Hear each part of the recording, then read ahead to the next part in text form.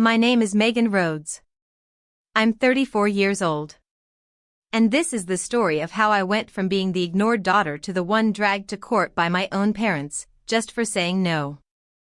It started, as these things often do, with a dinner. One of those exhausting family dinners where you have to hold your breath to keep from snapping. My sister, Jenna, sat at the head of the table with her boys, Noah and Caleb, bouncing in their chairs beside her like well-trained circus performers. My mother gushed over them like they'd just invented fire. Oh, they're so brilliant. Just like their mom. And there I was. Megan, unmarried, childless, and apparently invisible. I was seated closest to the kitchen, fitting, since I'd been assigned salad duty as soon as I walked in. No welcome hug. No how are you? Just, Megan, chop those cucumbers thinner, would you? Jenna likes them thin. I could have screamed. But I didn't. I never did. I just smiled, nodded, and told myself it's easier this way. They didn't know I'd just closed a deal that brought in $12 million in assets under management for the firm I worked at. They didn't care. And I didn't tell them. What was the point? Last time I tried to share my achievements, Mom literally changed the subject to Jenna's bake sale. It was always Jenna. Jenna and the boys. Jenna and her new Prius. Jenna and her pictures on the mantle. I remember once my mom said, "At least Jenna's given me something to be proud of." I think she meant it. I think she forgot I was in the room when she said it. Still, I kept showing up. Even when they barely noticed. Until the day that changed everything.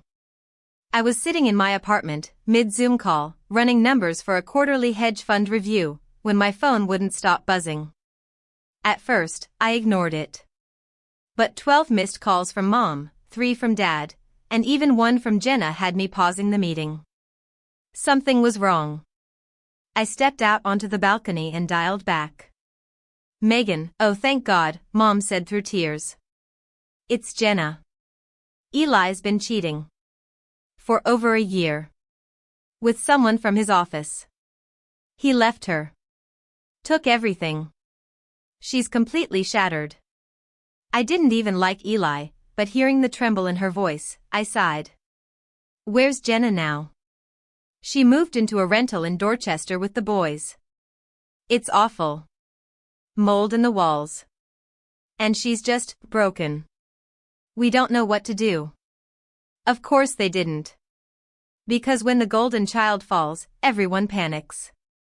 And me? I did what I always do. I cleaned up the mess. I visited Jenna that night. Her hair was tangled. Her eyes had shadows underneath them like bruises. The boys clung to her legs while she just stared at the ceiling. I don't know what I'm doing, she whispered. And for months, I carried her. I paid for her divorce lawyer. I hired a financial planner. I made sure Noah had a good therapist and that Caleb could go to preschool without interruption. I poured close to $25,000 into her life, quietly, anonymously. I didn't want thanks. I wanted peace. I wanted someone in my family to look at me and finally see me. But that day never came. Instead, months later, I was invited to another dinner. And this time, everyone was all smiles again. You'll never guess, Mom beamed, handing me a folder like it was a gift. Jenna finally found a home. I opened the folder. A mortgage agreement. Tellers Union Bank. Confused, I flipped through it. My name wasn't on the paperwork. Neither was Jenna's. Wait, who's paying for this? Mom laughed like I was slow. Well, we signed as co-owners with Jenna. But the payments, she looked at me meaningfully. Sweetheart, you're doing so well. And it's for family. I blinked. You expect me to pay for Jenna's house? You're single, Dad added. You don't have real responsibilities. I clenched the folder until the edges bent. I looked at Jenna. She wouldn't meet my eyes. I've already paid for her rent. Her lawyer. Her kids' tuition. When were you going to ask me? We didn't want to burden you with discussions, Mom replied sweetly. It's just, understood. That was the first time I said no. Loudly. No, I said again, standing up. You don't get to decide what I owe you. Or Jenna. I've given enough. I'm done. The silence in the room was like a vacuum. I left. That night.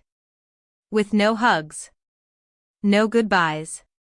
But I wasn't prepared for what came next. 2 weeks later, I got a thick envelope in the mail. A formal lawsuit. From my own parents. They were suing me. For over $300,000. Child-rearing expenses, they called it. To recoup the investment made in your upbringing.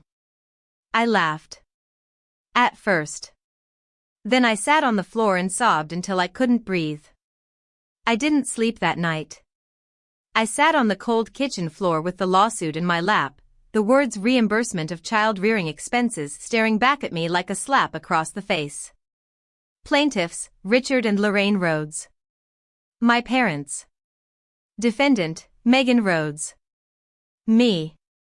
They had listed every cost they claimed to have incurred while raising me: medical bills, food, education, clothing, even emotional support.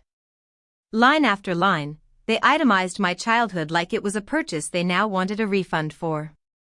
I flipped to the last page. $312,400. And 42 cents. I remember whispering out loud, "Are you serious?" There's something indescribably cruel about realizing your own parents see you as a failed investment. That everything they did, every lunch packed, every ride to school, every scraped knee wiped, wasn't love. It was a loan. A debt they expected me to repay. And because I said no, because I didn't agree to fund a mortgage for the golden child, they decided I owed them everything. The next morning, I called Miranda Pearson. She was a civil attorney I'd met at a financial literacy event for women in business. Sharp. Precise. The kind of woman who didn't flinch at nonsense. I emailed her the documents and set up a meeting. When we sat down in her office in downtown Boston, Miranda barely looked up from the papers before saying, "This is baseless." I stared at her. Under Massachusetts law, parents are legally obligated to support their children until they reach the age of majority. They can't retroactively sue for costs incurred during that time. What your parents are doing isn't just ridiculous, it's emotional blackmail dressed in legal paperwork. I exhaled, shoulders sinking. So what do? We fight it. And we win. We started building a defense. I pulled every record I had: bank statements, emails, text messages. I traced every wire transfer I'd made to Jenna over the past year. $6,250 for Noah's therapy. $5,800 to her divorce lawyer. $4,000 for Caleb's preschool. Rent. Groceries. Medical bills. On and on. Even past that, I had emails from my father asking for help with car insurance. I found 3 separate transfers I'd made to my mom over the years. And not once had they ever paid me back. Or even acknowledged it. And that's when it hit me. They never wanted a relationship. They just wanted a revenue stream. 3 weeks later, we were in court. Suffolk County Courthouse. Room 312. I sat next to Miranda in a tailored navy pantsuit. My hair was tied back, my hands steady in my lap. I didn't look at the other side of the room, but I could feel them: Mom, Dad, Jenna. All 3 in black, as if they were attending a funeral. Maybe they were. The funeral of their control. The judge, a sharp-eyed man in his 60s, called the hearing to order. "Mr. and Mrs. Rhodes, is it true you are suing your adult daughter for reimbursement of child-rearing costs?" "Yes, Your Honor," Dad said calmly. "We provided for her without complaint. But now she refuses to support her sister and our family. It's only right she gives back. The judge raised an eyebrow. You're asking for over $300,000. Based on what legal grounds? She's successful, Mom chimed in, her voice sweet. She makes more than we ever dreamed. It's only fair. Fair. That word echoed in my mind like a curse. Miranda stood. Your Honor, we have submitted documented evidence that Megan Rhodes has been financially independent since the age of 18. Furthermore, we have proof that she has financially supported both the plaintiffs and her sister, Jenna Rhodes, on multiple occasions in the last 5 years. She handed the judge our packet, neatly compiled bank records, receipts, emails, even birthday cards that subtly referenced financial gifts. The judge read in silence for 10 long minutes. Then he set the file down and looked up. Mr. and Mrs. Rhodes, your complaint is without legal merit. Parents cannot sue adult children for being raised. Additionally, this case appears retaliatory in nature. My chest swelled with quiet vindication. This court finds the lawsuit baseless and manipulative. I hereby dismiss the case. You are dismissed. He banged the gavel once. Done. It was over. I walked out of that courtroom, heart pounding, not because I was scared, but because I realized something. I was free. Truly free. No more begging to be seen. No more trying to earn their love with money or silence. I had drawn a line. And this time, it held. That afternoon, I sat alone on a park bench outside the courthouse. Boston's spring breeze swept through my hair. I pulled out my phone and took a picture of the sky. It felt like the first clear sky I'd seen in years. That night, I went home and began something I hadn't dared do since I was a teenager. I made plans for myself. I wasn't going to pay someone else's bills. I wasn't going to live in fear of being called selfish. I wasn't going to carry guilt that never belonged to me. I called my real estate agent the next day.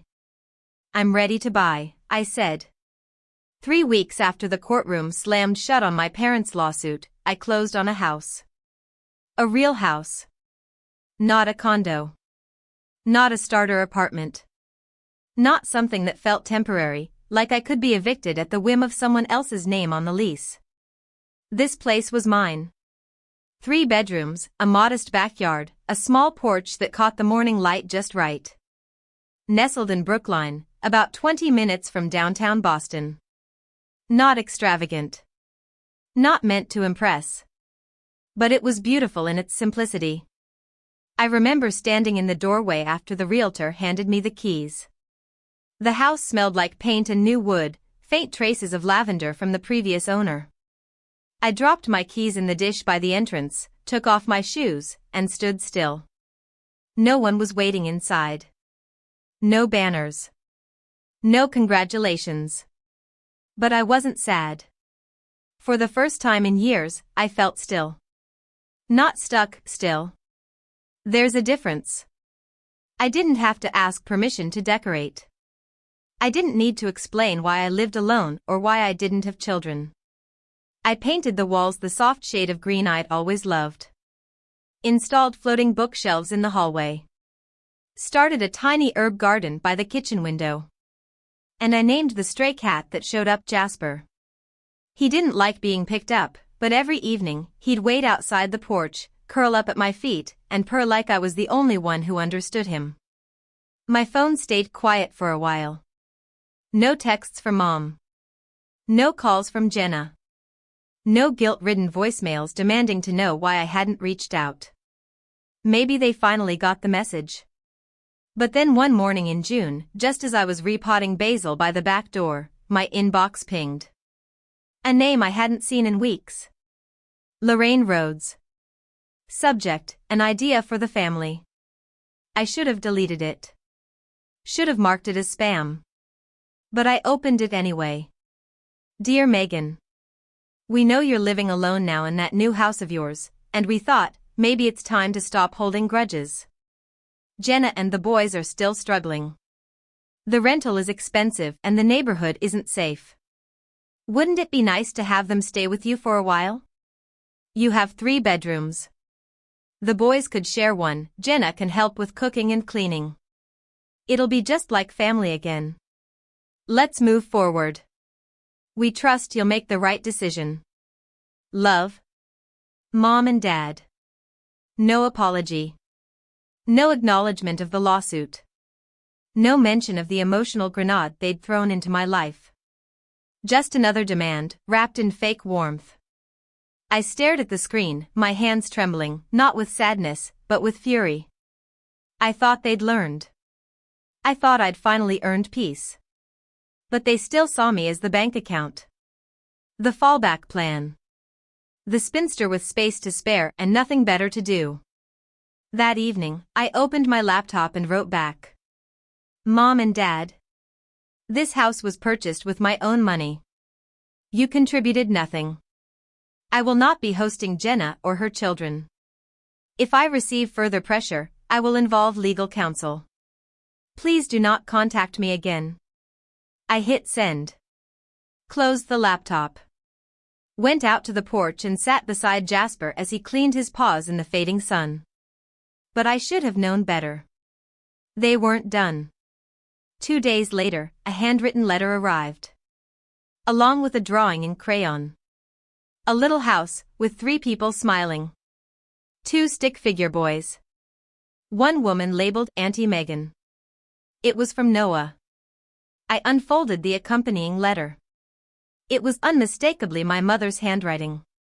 Noah and Caleb miss you so much. They keep asking when they'll see Auntie Megan again. They've heard all about your house and can't wait to live there. We've told them you're just figuring things out. Don't disappoint them. All we're asking is a little compassion for 2 innocent children. My hands shook. I wanted to cry, not out of guilt, but out of sheer exhaustion. How many times do you have to say no before people finally hear it? How many boundaries have to be drawn before they're respected? I folded the drawing carefully and placed it in my desk drawer. I didn't have the heart to throw away a child's love. But I would not be manipulated by it either. That night, I called the only people who had never asked me to be anything other than myself. Grandma? Grandpa? Are you free Saturday? Arthur and Margaret Rhodes. My dad's parents. In their 70s. The only ones who'd called me after the trial. The only ones who hadn't taken sides, but showed up with pie and lavender and silence that felt like safety. Saturday came. They arrived in their old Honda, just like always. Grandpa stepped out with a small carnation plant. Put this by the front door, he said. It tells people they're welcome. But only if they come in peace. Grandma brought bread. Multigrain. Good for the nerves. We sat on the porch with chamomile tea and talked about everything except my parents. Until I brought it up. They want Jenna and the boys to move in. Grandma didn't blink. Grandpa just shook his head.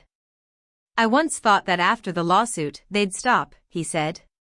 But some people don't know they're wrong. They just get angry when you stop letting them take advantage. I don't want to be angry forever, I whispered. But I'm tired. I've tried everything to be kind. But it's never enough. You've spent enough of your life trying to earn love, Grandma said, reaching for my hand. It's time you live without asking for permission. We sat in silence after that. Not the awkward kind. The warm kind. Like wrapping yourself in a blanket you thought you'd lost. That night, I finally slept through the night. A week after my grandparents visited, I installed a security camera above the porch. Not because I was paranoid, but because I was done being caught off guard. I'd learned that silence from my parents wasn't peace, it was a build-up. A pause before the next round of emotional artillery. I also added email filters. Any message from my mom, dad, or Jenna now slid automatically into a folder called Noise. No notifications. No reminders. Just a quiet, digital quarantine for people who refuse to respect my boundaries. But I wasn't just reacting anymore. I was building. Slowly, steadily. Every Saturday, I added something new to the house. A reading nook in the corner of the living room. A little white bench in the backyard under the sycamore tree. New curtains in the guest room, even if I had no plans to invite anyone. The stray cat, Jasper, had gone from cautious visitor to permanent resident. He now slept in a wicker basket by the kitchen and meowed when I forgot to open the blinds in the morning. It was quiet. But it wasn't lonely. And then, like clockwork, my peace was tested again. An unexpected letter arrived, certified mail from an attorney in Cambridge. At first, my stomach dropped. Had my parents refiled something? But no. It was Jenna. The letter, carefully worded and typed on professional letterhead, was a request for mediation. She wasn't suing me, yet, but she wanted to discuss shared family obligations and my duty to assist with child rearing and housing. It was dressed in legal phrasing, but the threat was real: if you don't agree, we'll escalate. I stared at the letter for a long time. Then I placed it on the dining table, poured myself a glass of red wine, and opened my laptop. I emailed Miranda. Subject: new nonsense from Jenna. She responded in under an hour. Megan.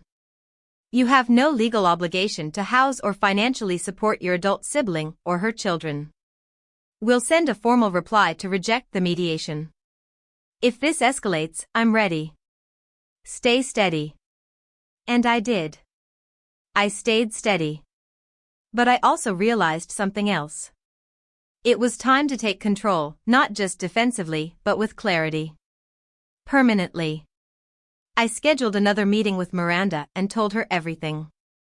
The emails, the drawing, the mediation notice. I also asked about something I never thought I'd consider. A restraining order.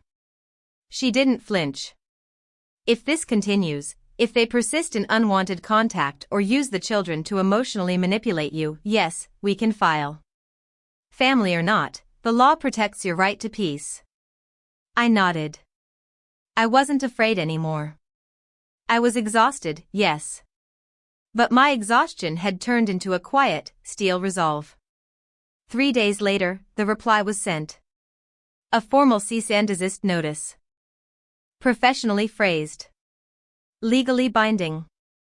It said, in effect, do not contact Megan again.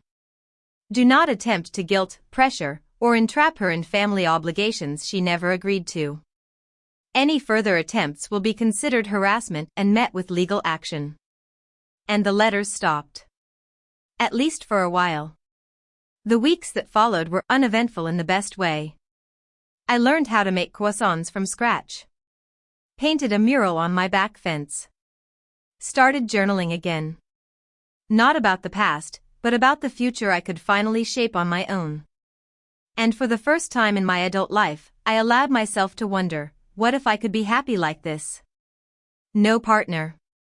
No children. No guilt. Just a woman who'd spent her whole life giving, and was now learning to receive the joy of simply existing. Then one morning, my grandparents arrived again. They came unannounced, but they always brought peace. Grandpa handed me a small lemon tree in a pot. Plant it near the porch. Lemons thrive with space and light. Like you. We sat on the porch, watching the street quietly. After a while, Grandma said, we saw your sister. She's back at your parents'. They're renting out the house they bought. Paying off the mortgage with the rent? Yes. But things are tense. I didn't ask for details. I didn't care about details. But part of me wanted to know, had they learned anything? Grandpa glanced at me and added, Aunt Bonnie told your mom last week, if I were Megan, I wouldn't speak to you again either. I smiled, not out of vengeance, but out of relief. Finally, someone said it aloud. We didn't talk about Jenna again that day. Instead, I showed them my backyard tomatoes, the new curtains I'd sewn, the lavender now blooming like wild. Grandma gave me a soft smile. This house suits you, she said. Not because of how it looks, but because of how it feels when you walk in. That night, I sat on the porch with Jasper curled on my lap. The moon hung low, heavy with gold. And for once, I didn't feel like I was missing anything. No one calling me selfish. No voices reminding me I wasn't enough. No one asking for more. Just stillness. The thing about silence is that, at first, it feels like a trick. I kept waiting for the second storm. For Jenna to retaliate. For Mom to send another thinly veiled guilt trip disguised as a holiday card. For Dad to appear on my doorstep with that weathered expression of "we didn't raise you like this." But none of that came. Not a call. Not a knock. Not even a text from a relative asking me to reconsider. Instead, the quiet stretched out like a hallway I wasn't used to walking down. At first I braced for something around every corner, then slowly, I started to believe there was nothing lurking anymore. Maybe they were tired. Maybe they were embarrassed. Or maybe they'd finally realized I meant it. I wasn't coming back. Still, I couldn't shake the feeling that they hadn't stopped because they'd changed, but because they were regrouping. That somewhere behind closed doors, another plan was forming. One that wouldn't look like manipulation on the surface, but would be soaked in it underneath. That's when the call came. Not from Jenna. Not from my parents. From Aunt Bonnie. "Hey sweetheart," she said softly. "I don't want to stir anything, but I thought you should know." I put my coffee down. "Camilla's," she stopped herself. "Jenna. She's been telling people you abandoned the boys. That you had the chance to give them a stable home and chose selfishness instead." I closed my eyes. Of course. She wasn't contacting me directly anymore. She was spreading her own version of the truth, gathering sympathy, rewriting history, one-side conversation at a time. Uncle David believed her at first, Aunt Bonnie continued. Said maybe you were too proud to help. But I showed him the court filings. And your lawyer's statement. And the money you'd sent over the years. I exhaled, slowly. "I'm tired," I admitted. "I know," she said. "But just so you know, you're not alone in this. Some of us, we see it now. We didn't before, but we do now." That was the moment I realized something. I wasn't just surviving anymore. I was changing the narrative. I wasn't the cold, bitter daughter they tried to paint me as. I was the only one who stood up and said, "Enough." And people were beginning to notice. Later that week, I got a card in the mail. From my cousin Melissa, the one who used to call me the robot because I never cried at family events. Inside the card were just 4 words, "I'm sorry. I understand now." I didn't write back. But I kept the card. Tucked it into the drawer with Noah's crayon drawing. Not because I forgave everyone instantly, but because some forgiveness doesn't need a reply. Some wounds don't need to be reopened just to show they've healed. A month passed. Summer came in full bloom. I started baking more, simple things like lemon tarts and blueberry scones. My little backyard flourished. Tomatoes ripened, mint spread like wildfire, and the lemon tree Grandpa gave me actually began to bud. One afternoon, while replacing the batteries in the porch camera, I saw them. A familiar car pulled into the street. Parked across from my house. Stayed for a minute. Then drove off.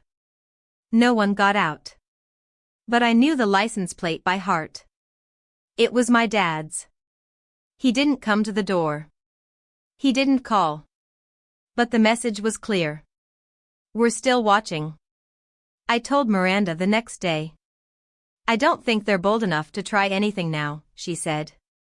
"But if they do, we're ready. If they show up without permission, that's trespassing." It was strange, sitting in a lawyer's office preparing for battle, against your own family. But I wasn't scared. Just disappointed. Deeply, permanently disappointed. Because when people show you who they are, again and again, believing them isn't cynicism. It's self-respect. The final straw came 2 weeks later. I was pulling weeds from the flower bed when the mailman stopped by. He handed me an envelope with no return address, but the handwriting was unmistakable. Inside was a single-page letter. Megan. One day, you'll regret pushing us away. One day you'll be older and realize family is all you have. By then, it'll be too late. Love. Mom. I didn't cry. I didn't scream.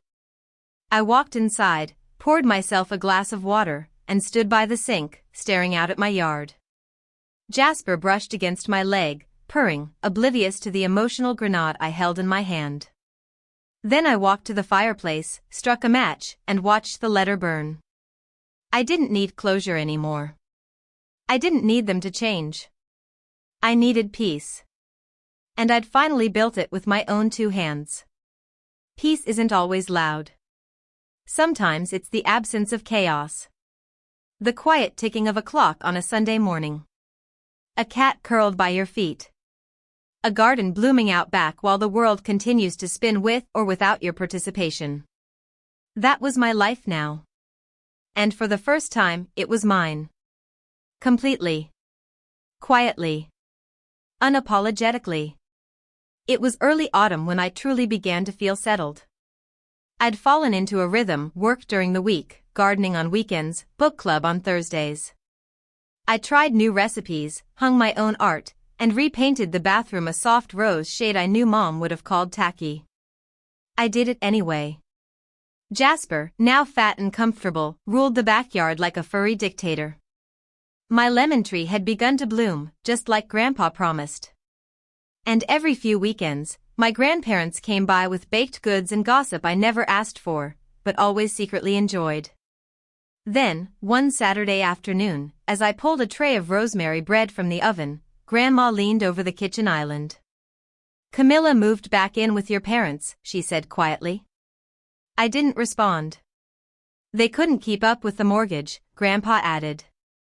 So they're renting out the house to cover the loan. That made me pause. The house I was supposed to pay for? Grandma nodded. They're spinning it differently, of course, she added. Telling people they had no choice. That you betrayed them. Of course. The story never changes. Only the angle. I didn't feel anger. Not anymore. It was like watching a play you'd seen too many times to still care about the plot twist. They'll always need someone to blame, I said simply. Grandpa gave me a knowing look. But fewer people are listening now. Apparently, Aunt Bonnie had finally snapped at my mother. Told her, if I were Megan, I'd never speak to you again either. Told her that dragging your daughter to court over raising her was the most backward thing she'd ever heard. The moment Grandma told me that, I felt something inside me finally exhale. I didn't need everyone to take my side. I just needed them to stop enabling the harm. They still talk about you, Grandma said, taking a sip of her tea. But it's not the same. How do you mean? Before, they'd say you were cold. Selfish. Now, when they say your name, it sounds like fear. I raised an eyebrow. Fear? They know you won't come back, she said. And that terrifies them. I didn't say it aloud, but in that moment, I realized they had finally lost control. That was the real heartbreak for them. Not that I had hurt them, but that I had stopped letting them hurt me. After my grandparents left that evening, I walked out to the porch. The sun was setting, casting amber streaks across the front yard. I looked at the carnations Grandpa had brought on their last visit, blooming at the steps. Place it on the front step, he'd said. So anyone passing by knows you're loved. I smiled. Because he'd been right. You don't need a parade or a family photo album to be loved. Sometimes, love is a single flower on a quiet porch. A warm loaf of bread shared in silence. A call from someone who just wants to hear your voice, not ask for your money. Later that week, I received a message from a cousin I hadn't heard from in years. He'd once told me, "You're lucky you don't have kids. Less responsibility." Back then, I laughed it off. But this time, his message was simple. "Hey Megan. I heard everything. I'm sorry I didn't see it sooner. You were right to walk away. No explanation. No excuses. Just honesty." I didn't reply.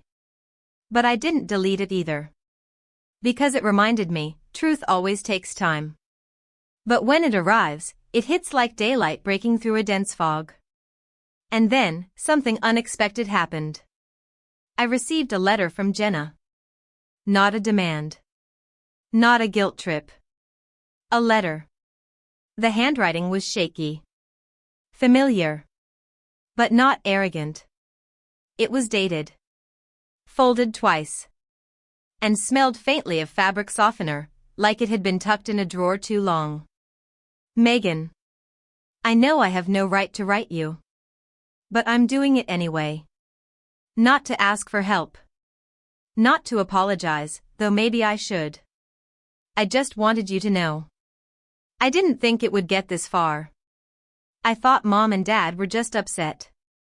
I didn't realize they'd go that far. I didn't stop them. That's on me. And when they told me you were cold, I believed them. Because it was easier than asking why you were hurt. I hope your house is beautiful. I hope you're happy.